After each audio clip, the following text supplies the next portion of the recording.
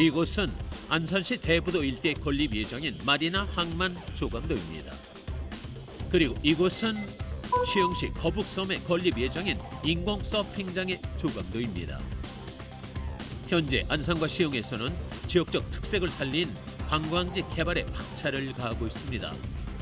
성공적인 관광지만 된다면 고부가 가치 산업으로서 지역을 살리는 효자 사업이 될 것이 분명하기 때문이죠.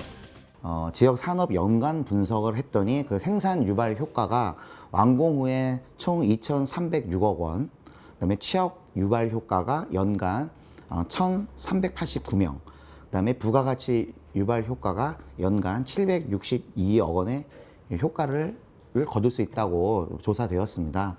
각종 경제 효과와 고용 창출로 인한 기대 효과는 있지만 일각에서는 우려의 목소리도 높습니다. 다른 지역에서도 이미 만들어져 운영하고 있는 경우도 있고 교통난 등 해결해야 할 문제들도 있다는 것이죠. 현재 지금 우리 시흥시가 광역교통망은 굉장히 잘 돼 있지만 특히나 우리 산업단지 쪽에 그다음에 지금 거북섬에 조성되는 이 지금 거북섬 인공 서핑파크 프로젝트 내까지 연결되는 간선교통망이 취약한 건 사실입니다. 많은 어려움이 산재해 있지만 지역에서는 관광 산업에 대한 투자와 개발을 멈추지 않습니다. 한 관광지가 가지고 올 경제적인 가치가 크기 때문이죠. 안산과 시흥의 인근 지역인 광명시의 광명동굴만 보더라도 지역 특색을 이용한 관광지 산업의 경제적 효과가 어느 정도인지 알 수 있습니다. 작년에 광명동굴 관람객이 116만 명이었습니다. 이 많은 관광객들이 오면서 지역에서 소비하고 가는 그런 그 관광객들도 많이 있어서 그 지역 경제 활성화가 많이 됐고요. 그 광명동굴의 세수가 110억이었습니다. 그래서 우리 세수 경제에도 많은 기여를 했었습니다.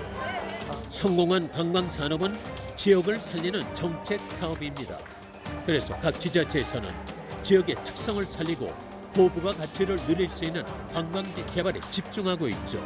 각 지자체에서 추진하고 있는 관광지 개발 사업, 지역의 특성에 맞춘 관광지 개발의 답은 무엇일까요? 현장 포착 사실원에서 알아봅니다.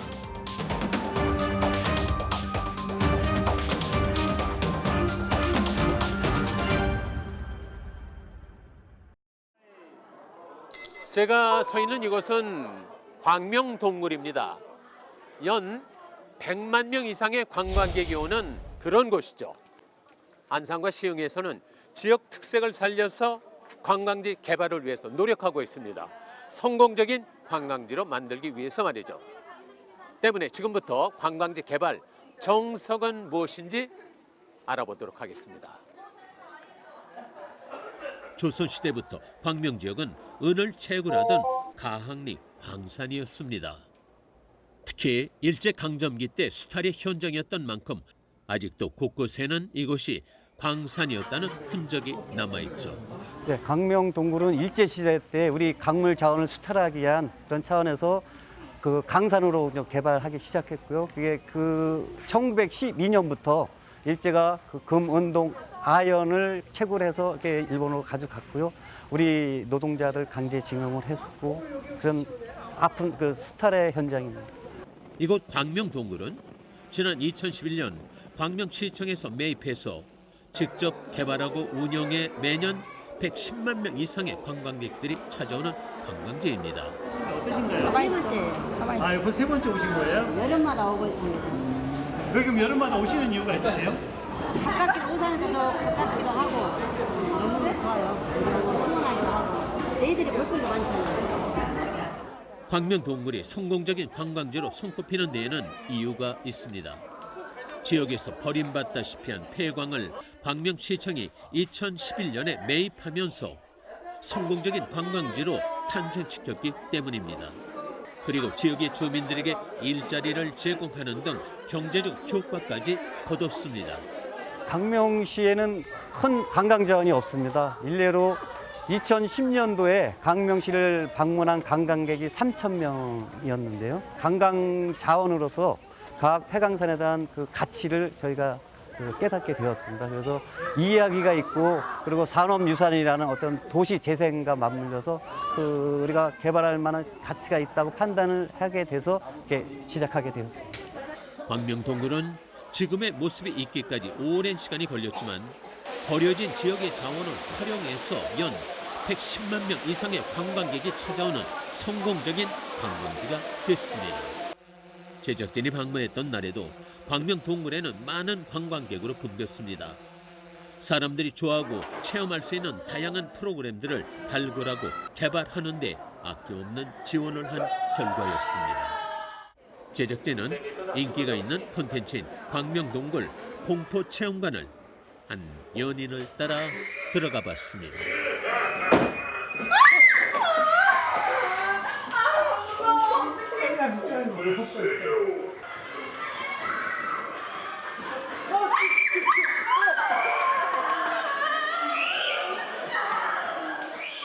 너무 시원하고 경기도 내에서도 이제 많은 시민들이 사용할 수 있다는 그런 되게 좋은 메리트가 있는 동굴인 것 같아요. 오늘 여기 지금 광명동굴 방문했을 때 가장 마음에 드는 곳이 있었으면 어디가 가장 마음에 들었어요?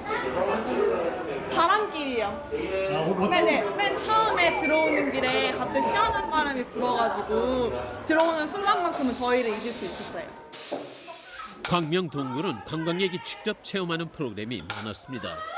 발길 닿는 곳마다 직접 눈으로 보고 만져보고 사진을 찍고 가족뿐만 아니라 연인, 친구, 지인들이 짝을 지어 찾는 곳이었습니다.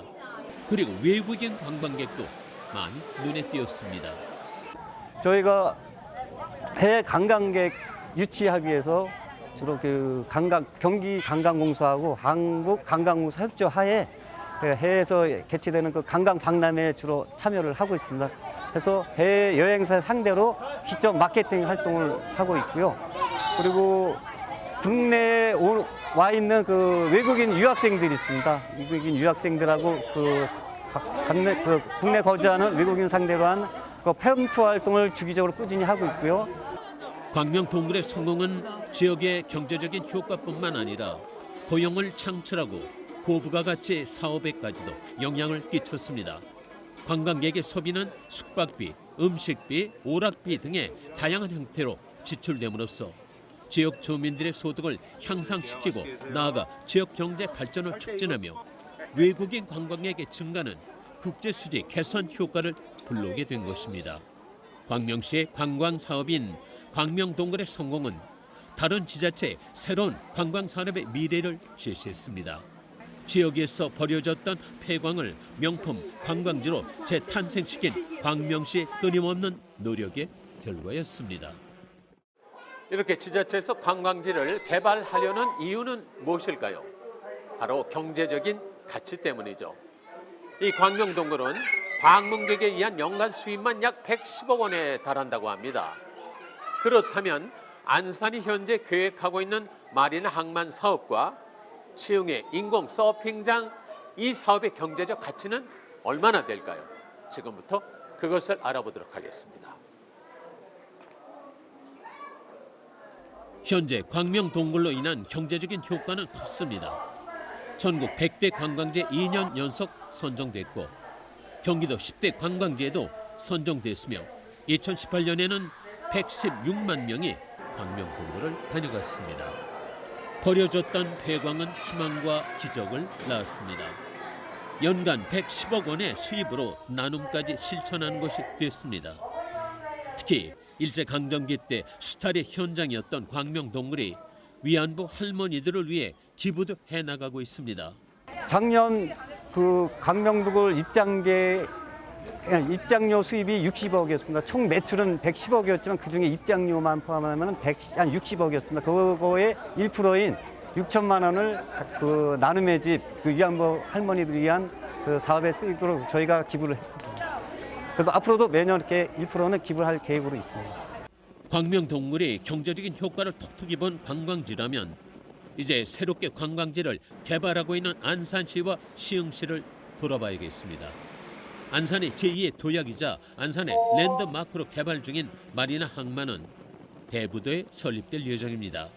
마리나 항만 개발은 총 사업비 1,152억 9,400만 원, 공사 기간은 2018년부터 2022년까지입니다.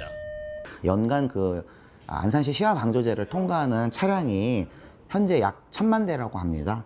그 차량과 또 그 승객들을 또 고려해 본다면 이 중에 한 10분의 1 정도만 그 마리나 항만으로 유도해서 그들의 어떤 지갑을 열 수만 있게 한다면 아주 성공적인 마리나 항만이라고 생각을 하거든요. 안산시 마리나 항만 관광지 개발 사업은 생산 유발 효과로 완공 후에는 총 2,306억 원, 부가가치 유발 효과는 연간 762억 원의 효과를 거둘 것으로 예상하고 있었습니다. 하지만 실질적으로 안산 시화호 인근에는 영종도와 화성시 정곡항 등에도 마리나 항만으로 조성된 곳이 많이 있습니다. 그래서 안산의 마리나 사업은 공급과 수요의 문제로 우려의 목소리가 높은 사업이기도 합니다. 국가의 마리나 항만 기본계획에서 추정한 그 권역별 그 수요 분담률이라는 부분이 있어요. 여기에 근거했을 때 그 수도권 마리나 항만의 그 수요를 추정했는데, 근데 수도권의 거점형 마리나 항만인 방아머리 마리나 항만의 경우에는 약 300척의 그 시설 규모로서 준공 후 10년 이내에는 해당 수요를 모두 충족을 하고 2033년부터는 초과 수요가 발생하는 부분으로 조사되었습니다. 참고로 그 해양수산부의 그 해양 레저 통계에 따르면 국내 그 레저 선박 조종 면허 수와 조종 면허 그 취득자 수죠. 취득자 수와 그 레저 선박 등록 수가 매년 그 연간 10% 이상씩 폭발적으로 증가하고 있는 부분이 확인이 되거든요. 이런 부분들이 바로 이제 말씀드린 그 조사의 뒷받침이 되는 이제 배경이 되는 거고요. 안산시는 수요와 공급의 문제뿐만 아니라 사업의 모든 타당성 부분에서 성공할 수 있다는 확신이 있다고 말했습니다. 결국 수요가 공급을 훨씬 넘어설 것이고 안산시의 마리나 항만 사업은 성공적일 것이라고 내다봤습니다. 그렇게 되면 경제적인 효과는 자연적으로 커질 것이기 때문에 걱정이 없다는 것. 하지만 안산의 마리나 항만 사업이 성공하기 위해서는 인천 영종도 마리나와 화성 전곡항에 건설돼 있는 마리나 항만과의 차별성을 갖춰야 한다는 전제 조건이 수반되어야 할 것입니다. 자, 그렇다면 이번엔 시흥시 거북섬 내 인공 서핑장 사업은 어떨까요?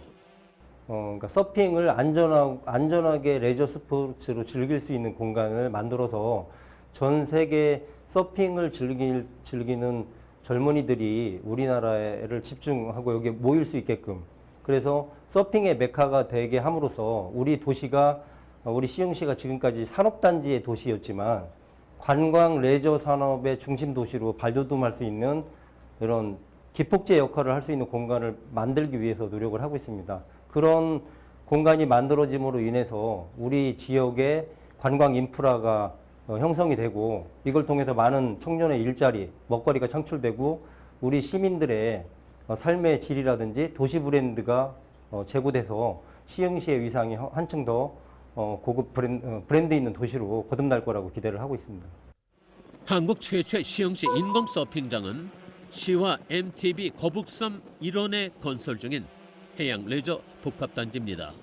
사업 기간은 2018년부터 2025년까지고 2020년 6월까지 공사를 종료할 예정이라고 말했습니다. 경제적인 효과를 이야기하기에 앞서 시흥시는 홍보를 먼저 실시할 계획이라고 말했습니다. 내년도 2020년 9월에 그 서핑이 동경올림픽에서 정식 종목으로 채택이 되기 때문에 우리 시흥시는 내년도 6월 말까지 이 공사를 마무리해서 올림픽 개최 전에 서핑 월드컵, 그러니까 올림픽 출전 선수들이 우리 시흥시에 와서 올림픽 전에 실력을 겨루는 그런 공간으로서 월드컵 개최를 준비하기 위해서 지금 그 공정을 굉장히 타이트하게 맞춰나가기 위해서 노력을 하고 있습니다. 시흥시의 인공 서핑장이 건설되면 서핑을 즐기기 위해 부산이나 동해로 갔던 수도권의 사람들이 가까운 시흥시로 올 것이고 서핑 인구는 점점 늘어날 것이기 때문에 그에 따른 경제적 효과는 클 것으로 내다봤습니다. 여기서 하루 종일 서핑만 탈 수 없기 때문에 서핑을 타고 또 주변에 나가서 저희가 해양 생태과학관도 보고 그다음에 우리 프리미엄 아울렛에 가서 쇼핑도 하고 그다음에 시흥의 많은 오이도나 월곶에 그 많은 먹거리촌에서 사람들이 우리 지역 특산물을 또 소비하면서 발생되는 부가가치 효과들이 이 선순환 구조, 경제의 선순환 구조가 만들어지면서 지역 경기에 많은 그런 활성화를 촉진시켜 줄 거라고 기대를 하고 있습니다. 하지만 시흥시는 지역 내 고질적인 교통 문제를 해결해야 하는 문제를 안고 있습니다. 우리나라의 많은 서퍼들, 그다음에 외국의 관광객들이 우리 거북섬을 주목하고 많이 찾게 된다면 우리 시흥시 힘으로 할 수 없는 그러니까 그런 교통망들이 정책적 지원이 뒤따르게 된다면 훨씬 더 이 지금 그 해양레저 복합단지로서의 위상을 갖춰 나가는데 큰 역할을 할 수 있을 거라고 기대합니다. 그렇지만 현재 시흥시는 인공 서핑장이 한국 최초라는 점, 그리고 정부와 지역의 지원, 해양 교통망 등을 이용한다면 교통난에 대한 부분은 문제가 되지 않는다고 했습니다. 안산과 시흥의 관광지 개발 사업은 미래의 경제적 효과를 위해 점점 개발에 집중하고 있습니다. 와, 가장 좋은 복지는 일자리 창출이라고 하죠. 잘 개발된 관광지는 고용 창출 효과도 큽니다. 이 광명 동굴로 인해서 생긴 일자리만 해도 400여 개에 달한다고 그래요. 자, 안산과 시흥에서 말하고 있는 고용 창출 효과는 어느 정도인지 지금부터 알아보도록 하겠습니다.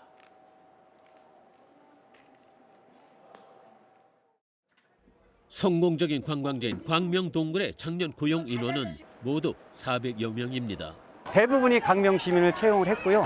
이 강명동 관광지이다 보니까 그분들은 입장권 발매하거나 검표하는 부분, 그리고 동굴 내부 각 그 동선마다 콘텐츠마다 안내해주는 그런 분들, 그리고 이렇게 동굴 주변을 환경 정리를 해주고 시설을 유지하고 관리하는 그런 부분으로 해서 한 400여 자리 일자리를 창출했습니다.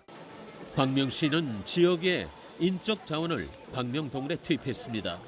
뿐만 아니라 푸드트럭도 청년 일자리를 위해 마련한 아이디어였습니다. 광명 동굴에서 인기 있는 푸드트럭은 관광객들의 입맛을 사로잡고 있습니다. 광명시는 앞으로 어르신들뿐만 아니라 지역의 주민들을 고용해 나갈 계획이라고 말했습니다. 현재 관광지 개발에 집중하고 있는 안산시와 시흥시의 경우도 일자리 창출에 있어서 한 목소리를 냈습니다. 또 이 마리나 항만 건설로 입지하게 될 그 호텔, 또 리조트, 그 외에 이제 다양한 이제 상업시설 내에 그 다음에 보트 임대업, 또 수리업, 또 판매업, 그 다음에 그 바다 낚시라든지 뭐 다양한 해양 레저 장비들을 또 판매할 수 있는 판매, 또 해양 관광업, 이런 어떤 그 다양한 분야의 일자리 창출이 될 것으로 저희가 예상을 하고 있어요. 그 부분에 대해서도 또 안산 시민에게 우선적으로 일자리를 제공할 수 있도록 뭐 사업하는 어떤 사업자와 뭐 협약을 맺는 부분을 또 기대할 수 있겠습니다. 안산시는 마리나 항만 사업으로 인해 고용 창출이 연간 1,839명이 될 것이라고 말했습니다. 안산 시민들에게 우선적으로 일자리를 제공할 수 있도록 사업자와 협약을 맺을 것이라고도 말했습니다. 이번엔 시흥시가 건설하고 있는 인공 서핑장을 통해서 창출되는 고용 효과에 대해서 알아보겠습니다.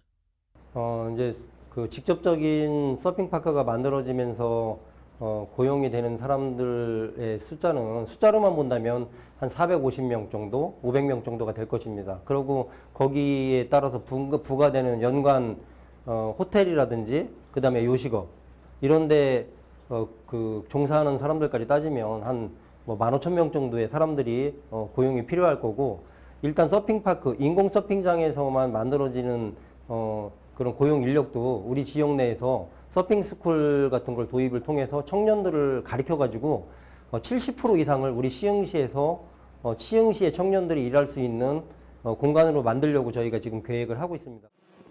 시흥시는 인공 서핑장을 중심으로 해서 인근 지역에도 많은 고용 창출이 일어날 것이라고 예측했습니다.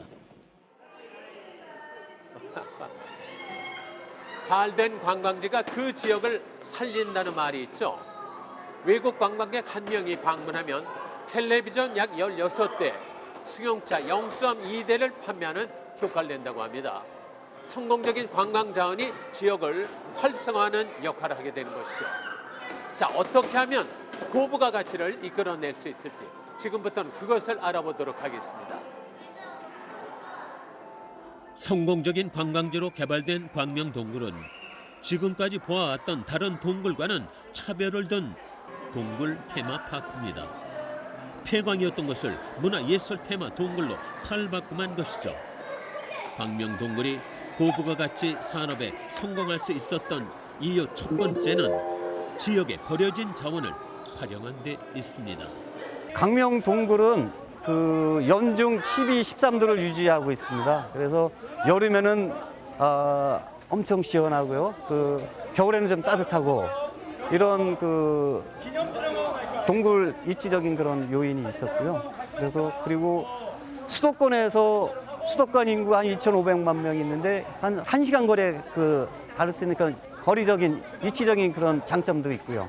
그 공무원들의 힘만으로 직접 개발했는데 그 하게 된 그 공무원들의 어떤 그 사명감 이런 거가 큰 역할을 했다고 할 수 있습니다. 광명동굴 안에서는 스토리가 있는 미디어 파사드를 보고 공포 체험을 하며 곳곳에 조명 아트도 감상할 수 있습니다. 또 광부 체험, 암벽, 패러글라이딩 등 다양한 체험을 할 수 있는 VR 체험관, 조명과 미디어 아트가 함께해서 아이들이 좋아하는 라스코 전시관, 그리고 와인 레스토랑 등을 활용해서 부가가치 효과를 톡톡히 누리고 있습니다. 어떤 커다란 목표는 있었지만 커다란 기대 효과는 사실 저희가 조심스러웠습니다. 그래서 큰 기대를 못했었는데 이렇게 하다 보니까 그 문화관광부에서 주최하는 그 전국 100대 관광지에 2회 연속 선정이 됐고요. 그리고 경기도 10대 관광지에도 선정이 됐고 현재 작년에 116만 명의 관광객이 온 거는 그 경기도 내 관광지가 한 3천여 곳이 있는데 그중에서 관광객 수는 11위 그리고 전국적으로는 61위에 해당하는 아주 큰 관광객 수가 있습니다. 그래서 광명시는 앞으로 광명 동굴뿐만 아니라 지역, 더 나아가 인근 지역과 연계한 관광 산업을 더 개발해 나갈 계획이라고 말했습니다. 사람들에게 새롭고 다양한 프로그램을 끊임없이 제공하게 되면 관광객들은 그것을 체험하기 위해 찾아옵니다. 단순하지만 그것이 바로 관광 산업을 발전하게 하는 방법입니다. 경기 서부권 7개시, 부천, 김포, 부천, 안산, 시흥, 화성, 평택, 강명 등 7개시와 문화관광협의회를 구성해서 운영하고 있습니다. 그래서 항상 공동 관광 콘텐츠 개발을 하기 위해서 많은 노력을 하고 있고요. 그래서 그런 그 강명 동굴과 연계된 그 다른 시군하고 연계된 그 패키지 관광 상품 개발도 지금 많이 하고 있습니다. 그리고 앞으로 또 새로운 관광지가 좀 전에 말한 안산이라든지 시흥 이런 데서 새로운 관광지가 개발이 되면 협력해서 같은 그 패키지 상품 개발을 갖고 같이 상생할 수 있는 그런 그 계획을 갖고 있습니다. 어느 누구도 광명동굴의 성공을 예측하지 못했습니다. 하지만 광명시는 지역에 버려진 폐광을 이용해 다른 지역과는 차별화된 전략으로 문화예술 체험파크로 만들어냈고 끊임없는 아이디어와 콘텐츠 개발로 사람들이 좋아하는 프로그램으로 동굴을 꽉꽉 채웠습니다. 그렇게 광명동굴은 지역에서 하나씩 답을 찾아냈죠. 그 결과 경제적인 효과는 물론 고용 창출 효과 그리고 지역 전체와 인근 지역까지 확장하는 고부가가치 사업까지 성공을 이루어냈습니다. 사람들은 말합니다. 어떤 문제든지 결국 그 해답은 바로 나 그리고 우리 안에 있다고 말입니다. 안산시의 마리나 항만 사업과 시흥시의 거북섬 인공 서핑장 사업이 계획대로 성공할 수 있기를 바랍니다. 관광은 보이지 않는 무역, 굴뚝 없는 공장이라고도 하지 않습니까? 경제적인 가치, 고용 창출 등을 일으키는 고부가가치 산업인 것이죠. 현재 지자체들이 하고 있는 관광지 개발 사업이 지역의 특색을 살려서 많은 관광객이 찾아오는 성공적인 관광지 개발이 될 수 있기를 기대합니다. 지금까지 현장 포착 사실은이었습니다.